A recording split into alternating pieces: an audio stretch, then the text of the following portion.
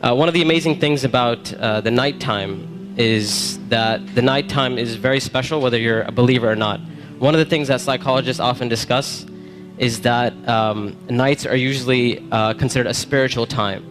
So they talk about how usually people are more willing to share and they're usually more in touch with their feelings and their emotions at night. And this is why you see when people go out on dates and stuff like that, when do they usually go out? During the day or at night? So people are more likely to be in touch with their spiritual side and their feelings and their emotions. And what Islam does is that it takes advantage of this time. So while other people are busy doing other things, a believer takes that spiritual time and they take that emotional time and they devote it to their Lord. And one of the things that the scholars often talk about is that the night is a testimony of a person's love. So whatever a person loves, you'll see that they'll usually devote their night to that. So if a person's only concern in life is to have fun and party and maximize pleasure, they'll spend their night trying to do that. If a person's concern is their afterlife and their love for Allah, then they'll spend their night in concern about their akhirah. And they'll spend their night devoted to Allah Azza wa Jal. As Allah Azza wa Jal said, وَالَّذِينَ آمَنُوا أَشَدُّ حُبًّا لِلَّهِ. That those who believe, they're stronger in their love for Allah Azza wa Jal. It's no secret, it's no surprise that our ummah today, our nation today, is not doing too well. And I hate to be negative, I hate to be negative about issues, but this is just a reality. And the point isn't for us to become depressed and say we're a goner and there's nothing we can do. The point is, how do we bring ourselves out of this situation, and how do we become like the companions radiallahu ta'ala anhum?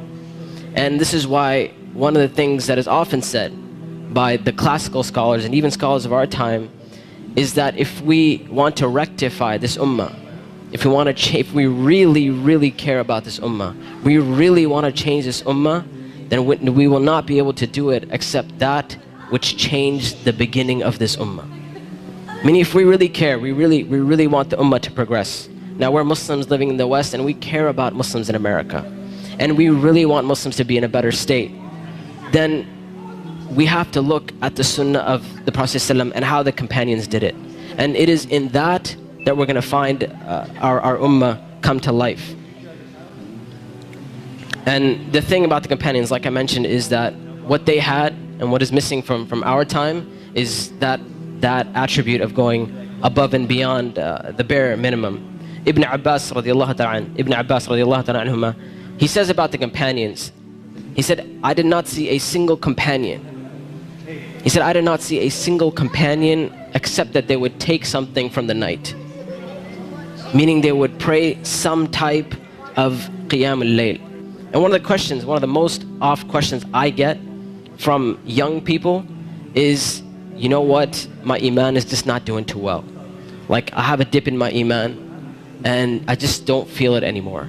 Or a lot of times people who start practicing Islam, they'll have this iman high and they're doing really, really well, and then a time will come where they'll be like, it just doesn't feel the same anymore. Or a lot of times reverts and converts will say, when I first became Muslim, it was the most amazing experience of my life, and I want that back.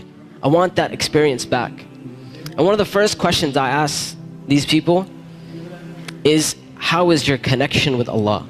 How is your qiyam al-layl?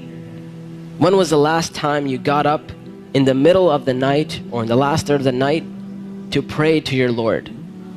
And if the answer usually is, well, I don't really do that. I mean, I just try to do my 5 daily prayers. I'm just happy if I can get that in.